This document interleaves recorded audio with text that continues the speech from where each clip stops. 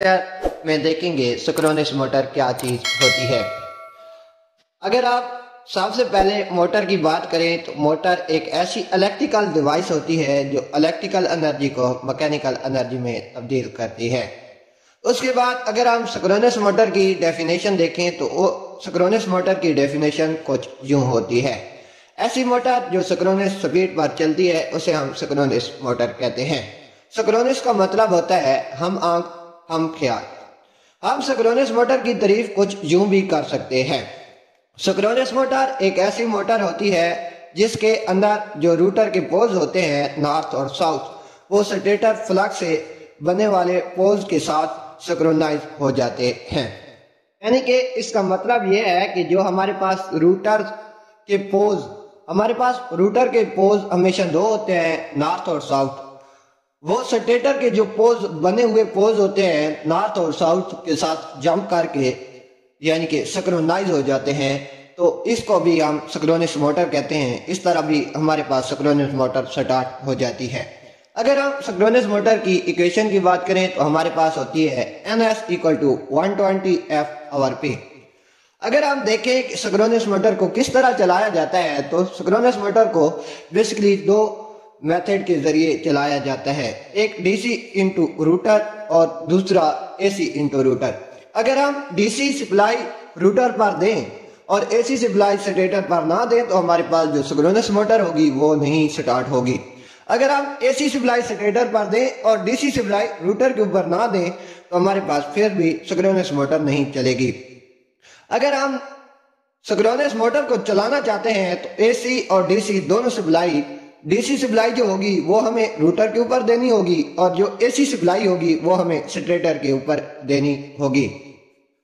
जो हमारे पास synchronous motor की स्पीड रेगुलेशन होती है वो हमारे पास हमेशा 0 होती है, क्योंकि रूटर के जो नॉर्थ साउथ पोल्स होते हैं वो स्टेटर के नॉर्थ साउथ पोल्स के साथ हम आंग हो जाते हैं।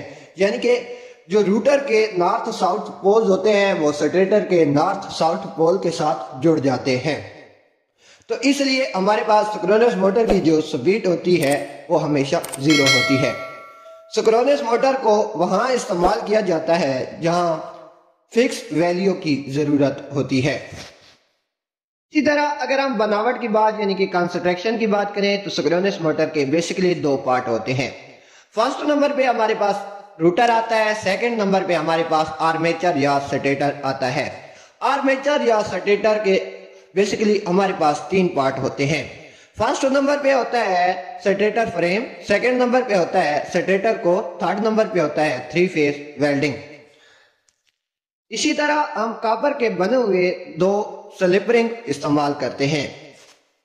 हमारे पास बेसिकली जो स्लिप रिंग यूज होते हैं वो हम जब चलाते हैं तो उनके ऊपर 2 अदद यानी कि 2 हम कॉपर के बुशेस यूज करते हैं ताकि हमारे पास जो स्लिप रिंग मौजूद है उनको किसी किस्म की चोट वगैरह ना लगे।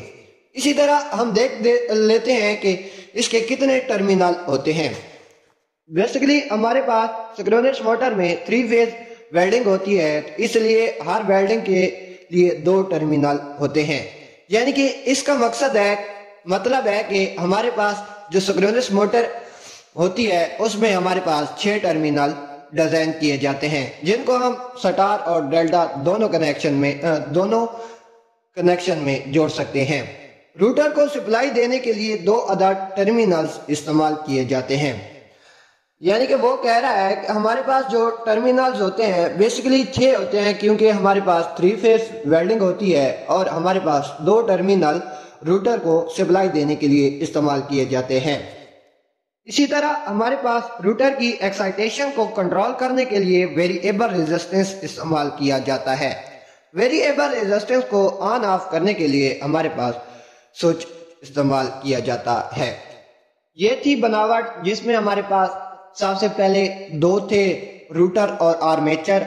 फिर आर्मेचर और स्टेटर की कुछ पार्ट्स थे, 3 पार्ट्स थे। फिर हमने देखा है कि स्लिप रिंग कहाँ यूज किए जाते हैं और स्लिप रिंग के ऊपर कौन सी चीज लगाई जाती है। फिर हमने टर्मिनल्स देखे कि हमारे पास सिंक्रोनस मोटर में कितने टर्मिनल्स होते हैं और एंड पे हमने देखा है कि جو ہمارے پاس ایکسائٹیشن ہوتی ہے اس کو کنٹرول کرنے کے لیے ویریبل ریزسٹنس لگاتے ہیں، اور ویریبل ریزسٹنس کو آن آف کرنے کے لیے ہم سوئچ یوز کرتے ہیں۔ سنکرونس موٹر کی از ناٹ سیلف سٹارٹ، یعنی کہ ہمارے پاس بیسیکلی سنکرونس موٹر جو ہوتی ہے وہ سیلف سٹارٹ نہیں ہوتی۔ طرح اگر ہم سٹارٹنگ میتھڈ دیکھیں تو سنکرونس موٹر کا جو سب سے پہلے سٹارٹنگ میتھڈ ہے وہ ہے external prime mover. Second number پہ ہمارے پاس آتا ہے پونی موٹر۔ تھرڈ نمبر پہ ہمارے پاس آتا ہے starting as a induction motor. Fourth number پہ ہمارے پاس آتا ہے ڈمپر ویلڈنگ۔ ففتھ نمبر پہ ہمارے پاس آتا ہے اے سی سپلائی کی فریکوینسی کو کم کر کے۔ یہ 5 ایسے طریقے ہیں جن کے ذریعے ہم سنکرونس موٹر کو سٹارٹ کر سکتے ہیں۔ اگر ہم ایک بات اور دیکھیں سنکرونس موٹر کی تو وہ یہ ہے کہ سپیڈ پر سنکرونس موٹر کی سپیڈ پر کوئی فرق نہیں پڑتا۔